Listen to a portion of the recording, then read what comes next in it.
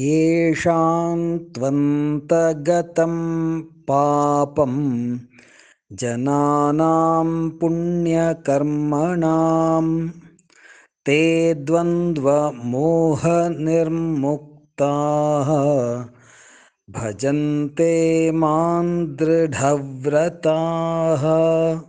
येषां त्वन्तगतं पापं येषां त्वन्तगतं पापं जनानां पुण्यकर्मणां